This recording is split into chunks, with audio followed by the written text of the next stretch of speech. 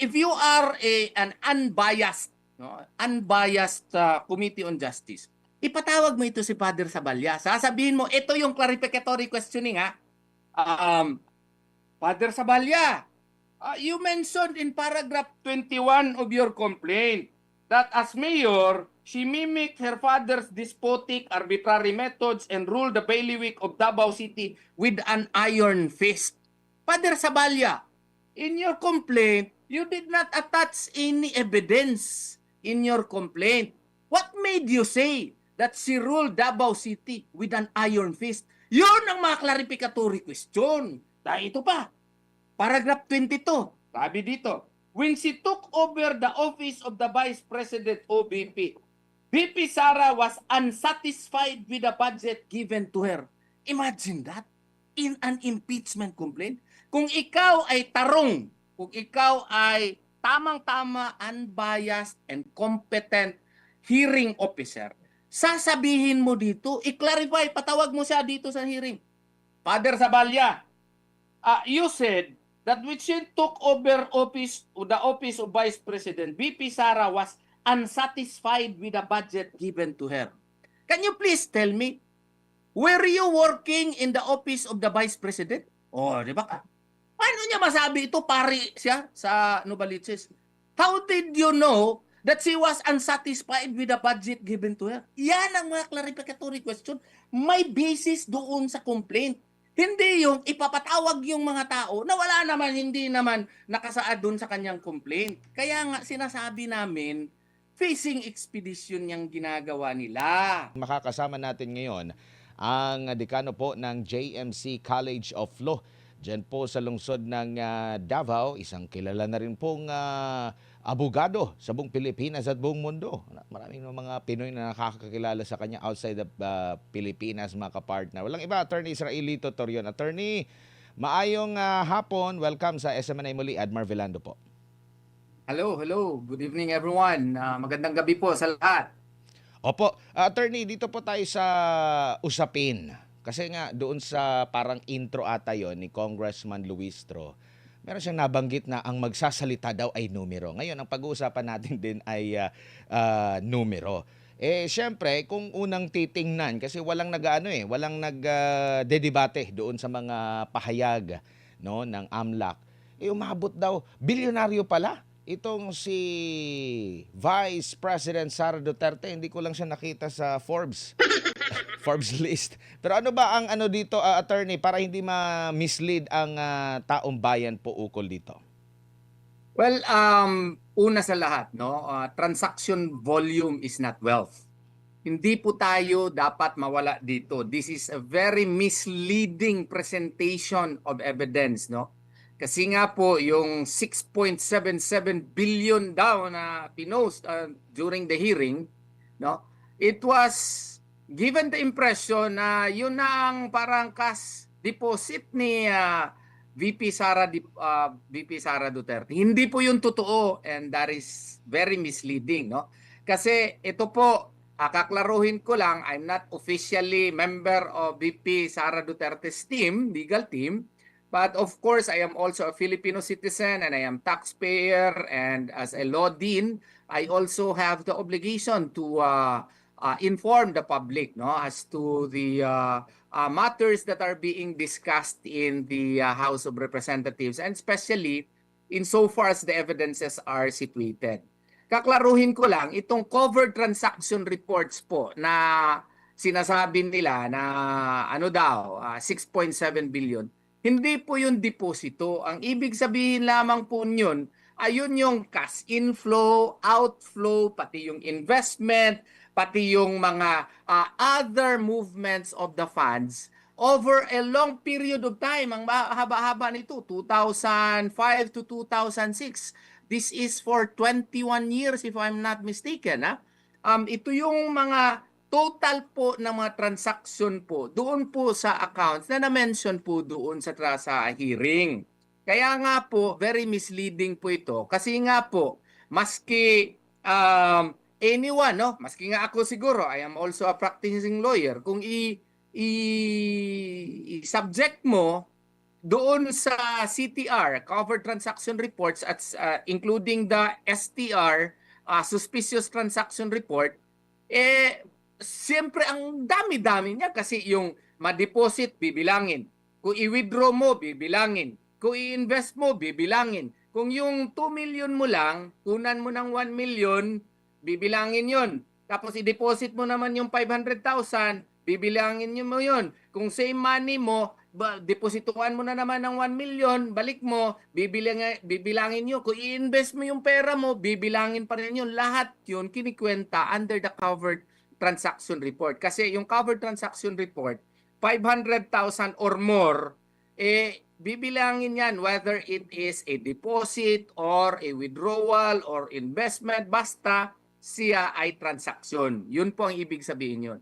Yung suspicious transaction reports naman po, hindi po ibig sabihin na yan po ay what you call this, ill-gotten wealth na mismo. Ilang beses na nangyari yan sa akin. Kunyari may kliyente ako na galing abroad, magdeposito more than 500,000 for instance, no? Siyempre, tatanungin nila sa akin, they would require more what you call this documentations from me. It is flagged as STR but it does not mean that it is already ill-gotten. Magre-require lamang sila ng additional documentation sa akin. Kaya nga, ang sinasabi ko doon sa post, kasi ang daming kung makikinig ka doon sa what you call this, sa mga mainstream media, parang binabanner ka agad nila that we have already proven the guilt of VP Sara Duterte. Sumasakit yung ulo ko. Yun bang 6.7 million na nire-report nung what you call this, na mga transaction reports. Hindi maling-mali po yun at saka napaka-malicious nun at saka napaka-misleading po nun. Kasi nga po, inexplain ko na ng maigi doon po sa aking post. Lahat po ng transaction, basta covered more than 500,000, bibilangin yan maski na from the same source or from whatever source, no? Maski nga i-withdraw mo, i-invest mo, basta magdaan sa iyong what you call this, sa iyong bank account, bibilangin 'yon. Ito 21 years 2005 o 2006 to 2025 ata ito. Ang lawak-lawak ng coverage nito 630 nga lang yung covered transactions. Ang dapat nito, nag-focus doong time na si VP Sara Duterte ay Vice President na. Kung titingnan mo nung Vice President na si VP Sara Duterte, ang liit-liit lang ng mga transaksyon Wala talagang questionably doon. Kaya tayong mga mamamayan, hindi tayo magpapalinlang nito. Wala kasi silang ebidensya against kay VP Sara Duterte, maski ano-ano na lang ang ginagawa nila just to build a ghost of a case. Opo, Yun po. attorney, balikan ko lang po, no, ang role ng Kamara dito po sa impeachment. Kasi sinasabi sila yung magiging piskal, 'di ba? Kung may magrereklamo, dadaan muna sa kanila. Same din ba yung kanilang function sa piskal, sa regular More or na less. korte? Opo. Yes, more or less pare-pareho sila sa piskal. Kaya nga po, ang piskalya naman, pag anong ipafile doon sa na complaint, doon sila mag-concentrate. Kung anong mga i-attach, doon sila mag-concentrate. Kung may mga hindi klaro, doon sa in-state doon sa complaint, pwede sila magpatawag ng clarificatory hearing. Para ma-clear out yung mga hindi klaro masyado na na-state sa complaint pero kinakailangan na na-state sa complaint. Ang problema dito sa ating impeachment complaint, like for example, iklaro ko na masyado si Senator Trillanes. Alam nyo ba na si Senator Trillanes nakasaad lang sa third impeachment complaint ni Father Saballa? Footnote lang 98 under paragraph 110. Ano pang naka-footnote sa kanya? Ang naka-footnote sa kanya ay according to him daw, based on newspaper reports, ito daw yung mga ill-gotten wealth daw or mga questionable transactions daw ni Tatay Digong at ni Sara Duterte. Maling-mali yun na magiging basis po for a subpoena. Bakit po maling-mali yun? Kasi po, yung basis for a subpoena must be based on personal knowledge. Yung doon po sa footnote po, kung saan nakasaad yung name ni Senator Trillanes, ibase po yun sa newspaper reports. Kung newspaper reports pala yung basihanan niya, hearsay evidence yun twice removed. Meaning, hindi yun pursuant sa kanyang personal knowledge. So dapat hindi yun pinapasabpina. So ang nangyari, based on that, pinasabpina na lahat, yung mga ano niya, mga bank records niya, pati misis niya, pati yung ibang mga korporasyon, at saka pati AMLAC, pinasabpina na. No? So kaya nga, maling-mali po yung basihanan for the subpoena event. Opo, nabanggit mo yung clarificatory. Saan po ba ito? Pwede ba siyang huli after na mag-declare na sufficient in form, in substance? Nag-declare na sila sa mismong komite, or dapat mauna itong clarificatory bago sila mag-decide kung sufficient in form, substance, or yun nga, attorney? As a general rule, tama ka. Pero kung ibase natin sa Rule 3 Section 7 ng House Rules, posible, okay, may basihanan yon doon sa Rule 3 Section 7 nila that a hearing may be conducted. But, again, based on the complaint. Okay? Hindi yung sila na ang mga ngalap ng mga ebidensya para mapalakas ang complaint. Hindi po pwede yun. Fishing expedition na yun. Kasi nga po, ang basihanan dyan, naka-find na pala kayo ng sufficiency in form at saka sufficiency in substance. Ang i-clarify ninyo yung mga nakasaad lamang doon sa complaint. Ang sinasabi nila, doon sa complaint ni Attorney Cabrera, doon sa fourth complaint, ang nakasaad kasi doon, and they may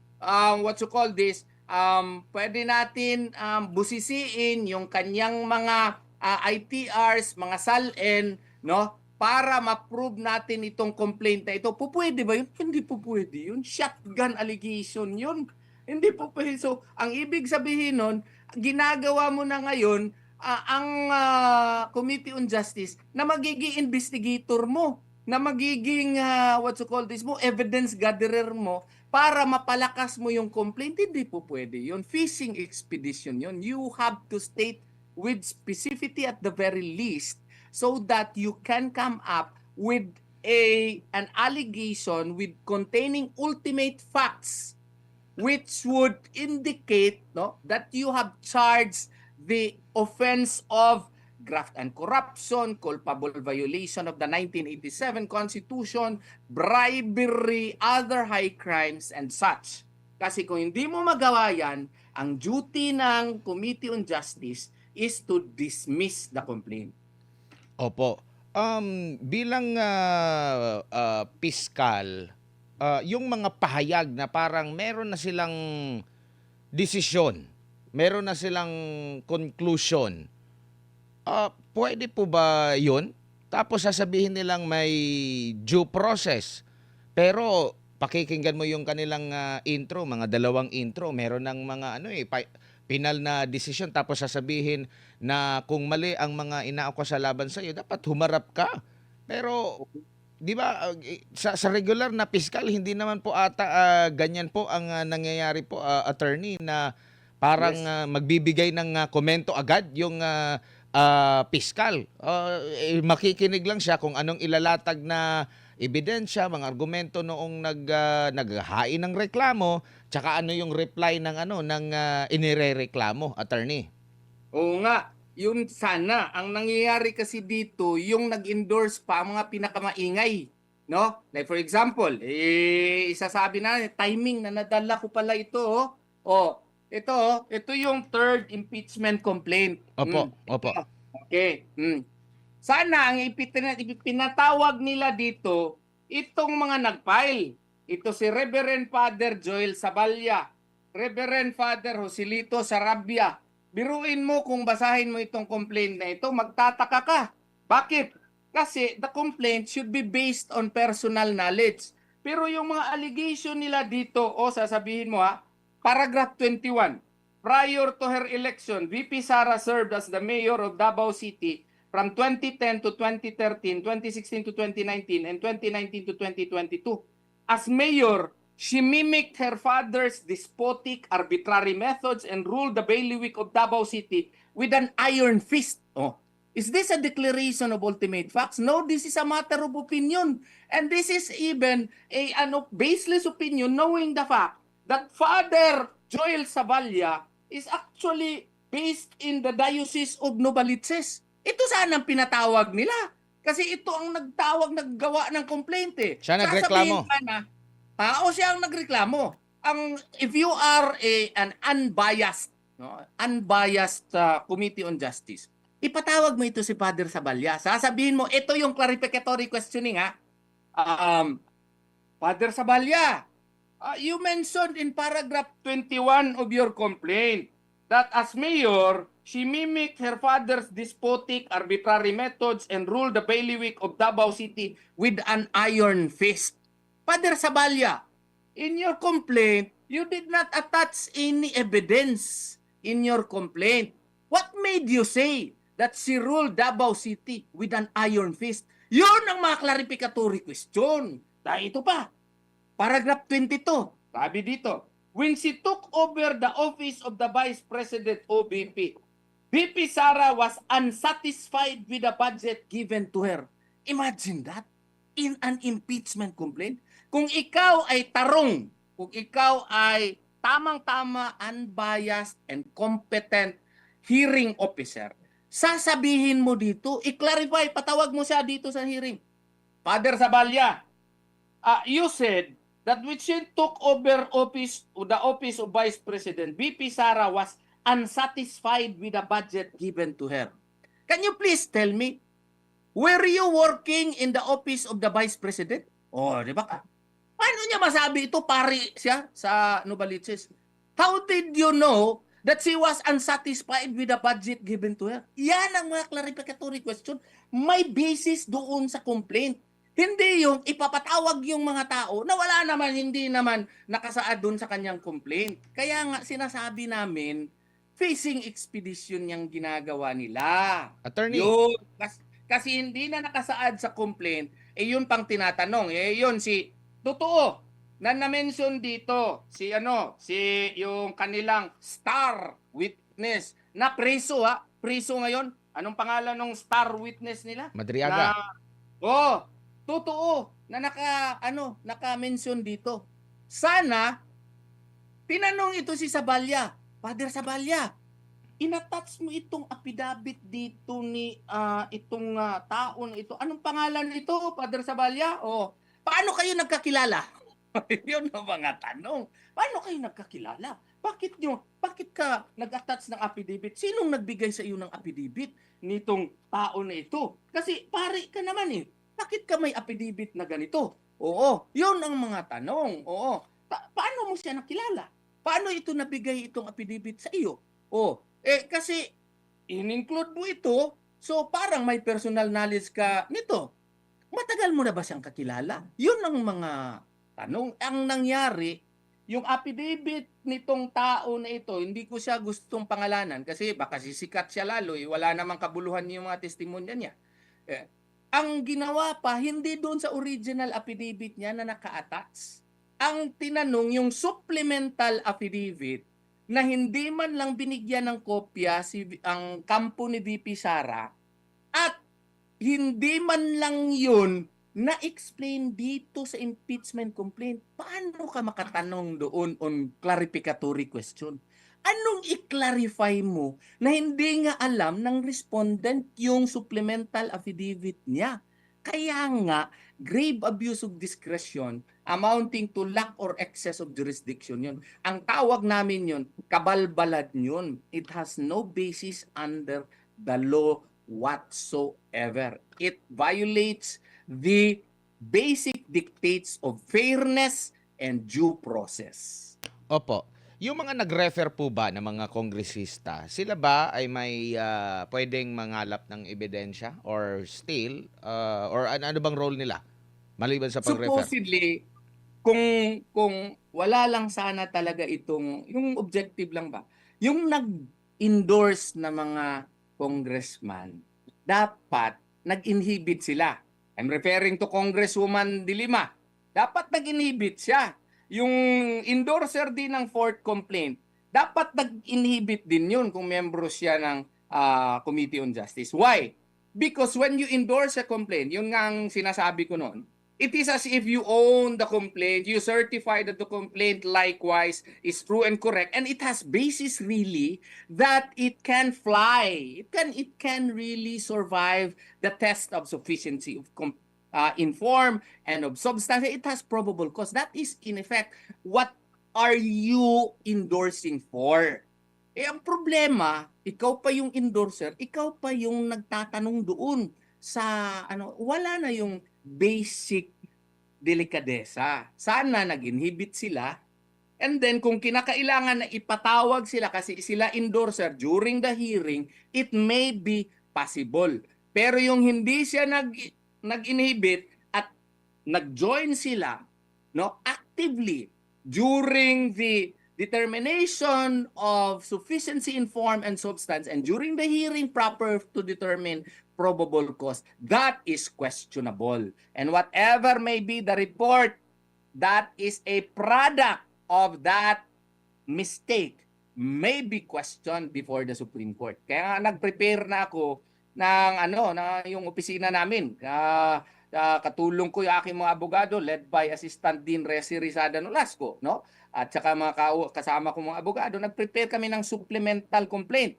Meron pa ngang isang basis din diyan na yung kanilang counting ng session days. Oo. In-extend pa nila maski recess na. Kinwestiyon ko rin yan dito sa panibagong supplemental complaint. So yun talaga, ang daming mali po dito na alam naman nila, may mga magagaling na abogado dyan eh.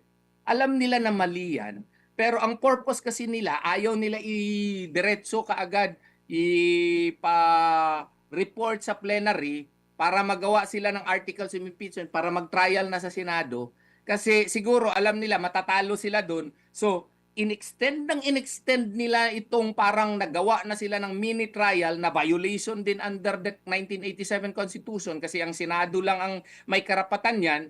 Ginawa nila itong mini trial para hindi to find probable cause. What is their purpose? Sa tingin ko lang, pwede ko ako magkamali. Ang purpose nila is to chip away the popularity of Madam Sara Duterte. They want to crucify her, they want to attack her para mawalan konti yung kanyang pagka-popular masyado ngayon. Opo. Merong nagbabasa ako ng mga iba't ibang mga opinyon, pagpuna doon sa bago pa man attorney bago pa man nagsalita yung defense team ng impeachment ni Vice President Sara Duterte. Ang dami ng mga opinyon na nagdedepensa, kumu-question dito sa naging hakbang po ng Committee on Justice. At kabilang po sa mga nababanggit nila ay yung Bank Secrecy Law at yung AMLA. Ano po ang nakikita nyo pong paglabag na nangyari doon mula dito sa mga batas na ito or baka meron pang nakikita kayong questionable sa iba pang mga batas, attorney? Yung Bank Secrecy Law, yung 1405, Republic of 1405, totoo merong impeachment na exception doon. But that has to be reckoned with the AMLAC law. Yun ang aming contention dyan. Kasi kung tutuusin po, kinakailangan po talaga na yung mag-imbestiga dyan, korte. Hindi naman sila korte. Oo. They are merely there akin to a prosecutor's office. To my humble mind, hindi talaga mag-apply yung Bank Secrecy Law exception. Because granting for the sake of argument that the impeachment exception may apply, it may only be done once the case is already before the Senate as an impeachment court. Okay? So yun ang aking stand doon, and that's one of the reasons why we filed that manifestation before the Supreme Court. Oh, believe nga ako doon sa BIR na na representative eh. Kasi nga po doon sa BIR, 'di ba yung mga tax returns 'yon, oh? They really stuck. They may have brought the documents there but in a box, but they never opened it simply because of the fact that indeed under the National Internal Revenue Code, the exception can only be done, no? That can only be presented if it is before the Senate, if it is acting in aid of legislation. Kaya nga po, kailangan dahan-dahan sana sila nito kasi may mga ibang tao, in-include nila pati yung husband, in-include nila pati yung mga ibang tao, pati yung law firm, i-include nila. So maraming violations which we all cited in the Supreme Court. I could not explain it at length kasi it is before the Supreme Court already. Opo, tsaka yung pag-determine kung clarificatory ba yung pagtatanong o hindi. Kasi maraming mga instances na napapatanong pero yun nga either pinaalalahanan or ini-strike out po yung mga pagtatanong. Sabi nga ni Congressman Marcoleta, wala na raw natira doon sa kanyang mga sinabi kasi pina-strike out ata lahat ng kanyang mga pagtatanong po. Attorney, may nakita po ba kayo doon during sa hearing na tama naman yun na clarificatory naman yun, pero sabi naman ng nag-preside, hindi, ano na yan, doon na yan sa trial, mapag-uusapan yung mga ganyang klase ng tanong, attorney? Ay, double standard nga siya eh. Kung sila, Congressman Marcoleta, iba yung yardstick niya. Pero kung kasama niya, kung nagtatanong doon sa, kay Madriaga, medyo iba yung yardstick na.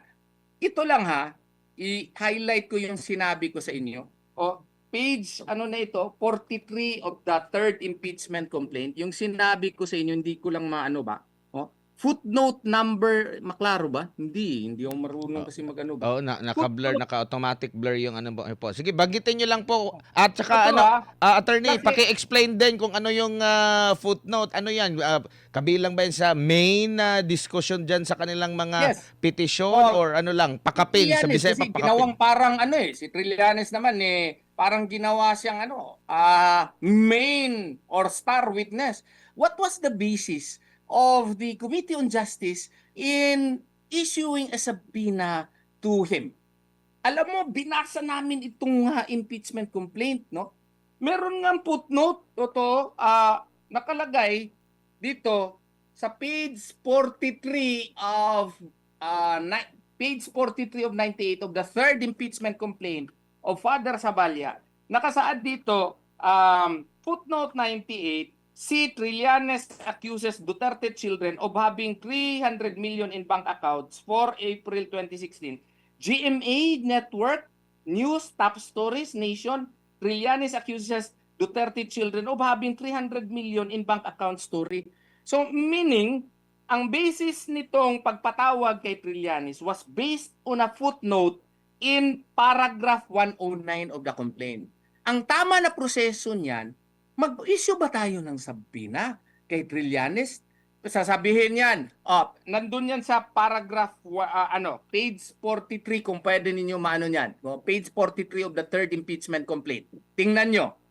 Mag-issue ba tayo ng subpoena? Hindi po pwede kasi ang basihanan niya dito, GMA Network. So news, anong pinalabas? Ang pinalabas nila yung mga salena. May basihanan ba yun? Walang basihanan yun kasi in the first place, this is not based on personal knowledge. Second, nagawa siya ng affidavit niya the day before the hearing. Pupwede ba yun? Kasi hindi yun pupwede kasi hindi yun naka-attach sa complaint. Hindi mo pa binigyan ng kopya yung respondent para at least days before the hearing, the respondent could have seen it or studied it so that it can or she can file a counter pleading to counter whatever new allegations that former Senator Trillanes may have made in his very new affidavit. The day before yung date nung yung kanyang affidavit eh. So, anong ibig sabihin nun? Ang ibig sabihin nun, violation yun of due process. First, the issuance of a subpoena was wrongful. It was incorrect. It was illegal because it was not based on personal knowledge. The what you call this, kung magpa-issue ka ng subpoena, edi ang ipasubpoena mo yung news item gmanetwork.com.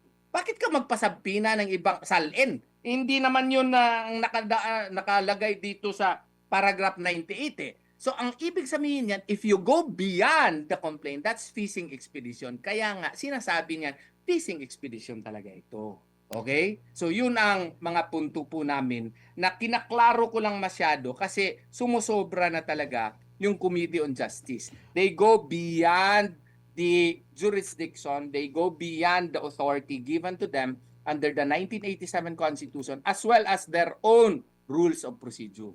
Opo. Marami po ang mga netizen na mga mapagmatsyag kasi yung treatment po, no, halimbawa doon sa mga nagiging resource person, witness, or yung mga nagbibigay ng mga alegasyon, halimbawa dito sa comparison nung tinaguri ang Brave 18 po, attorney, compare dito sa mga nabanggit mo nga na yung mga nagsalita doon sa Kamara, may mga bago lang doon, ilang araw, bago mismo ang pagdinig, pinagbigyan agad. Pero dito, binubusisi nila. At to the point na pati yung mismong sino ba yung tawag dito, nagnotaryo, pati yung nagwitness doon sa notaryo, kini-question po. Yun yung double standard na nakikita, attorney. Yun nga ang one of the grounds namin sa petition for certiorari because if you remember, there were also complaints filed against President Marcos, no, for impeachment.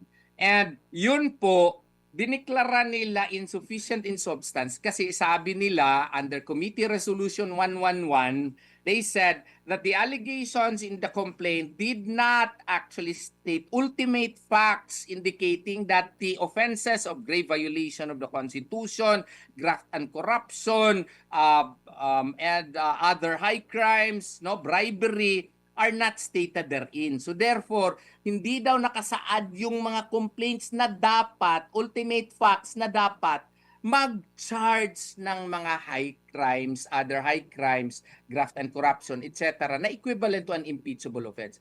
In-apply ba yun kay BP Sara? Hindi eh. Kaya nga, ang sabi namin, kung in-apply ninyo yung standard na yun, very strict standard kay President Marcos, no? Pursuant to the Equal Protection Clause of the 1987 Constitution, that should have likewise been applied in the impeachment complaints filed against VP Sara Duterte. Eh yun nga doon din sa sa mga 18 soldiers, hindi man lang pinatawag. Yan nga ang perfect example of a double standard. Siguro, Which should not opo, be tolerated. siguro bilang panghuli na lang po, attorney, yun naman pong usapin ng double standard pa rin doon sa treatment sa impeachment laban kay President Bongbong Marcos. Same ba sila ng treatment? Yun nga ang parang hindi talaga same yung treatment kasi nga po doon kay Presidente Marcos, ang kanilang determination of the ultimate facts, no, was actually applied correctly in the sense na totoo nga siguro, baka nga na hindi yun nakasaad talaga ng mga necessary allegations na mag-qualify na bribery nga yun, nga graft and corruption nga yun. Ang dapat sana is pagdating dito kay VP Sara, ganun din sana yung standard na ginamit. Na yung mga allegations ba, mag-qualify ba as really graft and corruption? Yung mga findings ng COA, no? Granting for the sake of argument na merong notice of disallowance nga. Oo, na 120 million ba yun? Or more ba? Oo. Equivalent ba yun to graft and corruption? Hindi kasi alam ng mga estudyante ng batas yan na maski may audit observation memorandum ka or notice of disallowance ka, hindi yan evidence that you have committed a crime. Dito pa very suspicious kasi days before the hearing, meron ng finding yung COA Central. Oo, parang 3 days or 4 days before may finding na.